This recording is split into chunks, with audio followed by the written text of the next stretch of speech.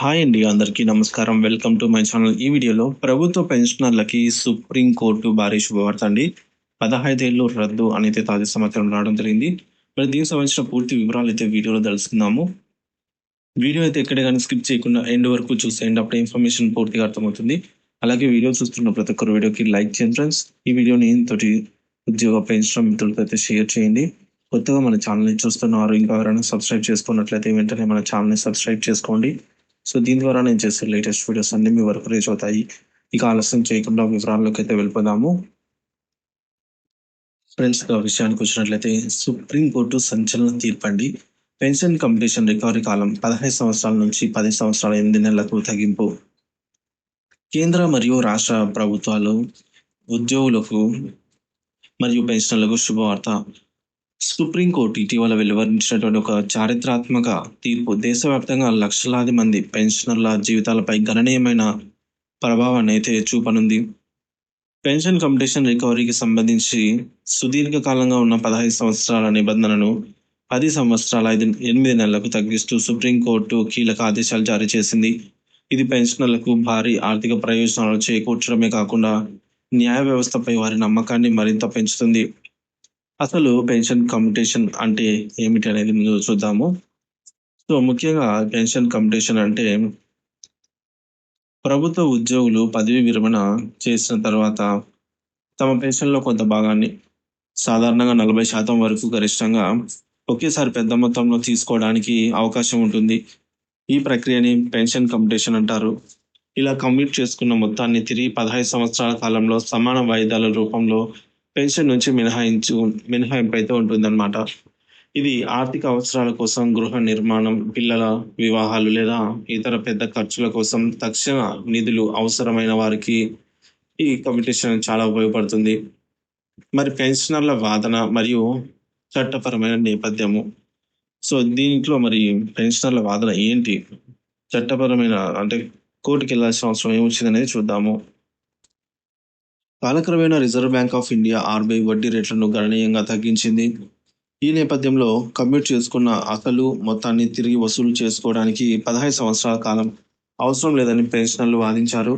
తగ్గిన వడ్డీ రేట్ల ప్రకారంగా ఈ మొత్తం సుమారు 10 సంవత్సరాల 8 నెలలకే, అంటే 128 నెలలకే పూర్తవుతుందని రిటైర్డ్ సెక్రటరీ జిందాల్ గారు మరియు ఇతర పిటిషనర్లు సుప్రీంకోర్టులో సివిల్ రిట్ పిటిషన్ కింద కేసు దాఖలు చేశారు. గతంలో ఆంధ్రప్రదేశ్ హైకోర్టు ఈ కాల వ్యవధిని 15 సంవత్సరాలుగా ఉండటమే సమంజసమని తీర్పిచ్చింది. దీంతో సుప్రీంకోర్టులో ఈ అంశంపై మరింత లోతైన విచారణ జరపాల్సిన అవసరం ఏర్పడింది. సుప్రీంకోర్టు తీర్పు వివరాలు ఈ విధంగా అయితే ఉన్నాయి. సో మరి సుప్రీంకోర్టు ఏమనింది అంటే, సుదీర్ఘ వాదనలు విన్న తర్వాత, సో ఈ యొక్క వాదనలు విన్న తర్వాత విచారణ అనంతరము సుప్రీంకోర్టు పిటిషనర్ల వాదనతో ఏకీభవిస్తూ చారిత్రాత్మక తీర్పు ఇచ్చింది. ఈ తీర్పు ప్రకారంగా చూసుకున్నట్లయితే కమ్యుటేషన్ రికవరీ కాలం 15 సంవత్సరాలు కాకుండా 10 సంవత్సరాల 8 నెలల కాలం, అంటే 128 నెలలకి తగ్గించబడింది. ఈ 128 నెలల రికవరీ పూర్తయిన తర్వాత కమ్యూట్ చేయబడిన రికవరీని తక్షణమే నిలిపివేయాలని అయితే స్టే విధించాలి. సో దీని అర్థము పెన్షనర్లు 128 నెలల పాటు రికవరీ చేసిన తర్వాత పెన్షన్లకి వారికి తిరిగి పూర్తి పెన్షన్ చెల్లించాలని అర్థము. మరి తీర్పు యొక్క ప్రాముఖ్యత మరియు ప్రభావాలు ఎలా ఉన్నాయంటే, ఈ తీర్పు ప్రస్తుతం మరియు భవిష్యత్తులో పదవి విరమణ చేయబోయే లక్షలాది మంది పెన్షనర్లకు గొప్ప ఆర్థిక ఉపశమనాన్ని కలిగిస్తుంది. ఆర్థిక లబ్ధి చూసుకున్నట్లయితే పెన్షనర్లకు అదనంగా సో 4 నెలల పాటు, అంటే 4 సంవత్సరాలు 4 నెలల పాటుగా పూర్తి పెన్షన్ పొందుతారనమాట. ఇది వారి ఆర్థిక భద్రతను గణనీయంగా పెంచుతుంది. రెండవది న్యాయబద్ధత. తగ్గిన వడ్డీ రేట్లకు అనుగుణంగా రికవరీ కాల వ్యవధిని సవరించడం ఒక న్యాయమైన మరియు తార్కికమైన చర్య. చాలా కాలంగా తమ హక్కుల కోసం ఆందోళన చేస్తున్న పెన్షనర్లకు ఇది గొప్ప విజయము. ఇక మూడవది కేంద్ర రాష్ట్ర ప్రభుత్వ ఉద్యోగులకు వర్తింపు.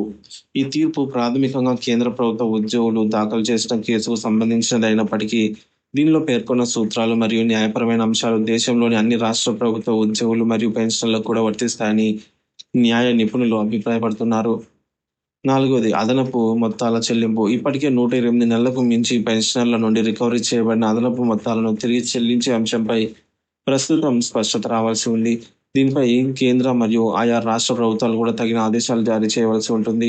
ఈ విషయంలో కూడా పెన్షనర్లు తమ హక్కుల కోసం పోరాడాల్సి అయితే వస్తుంది.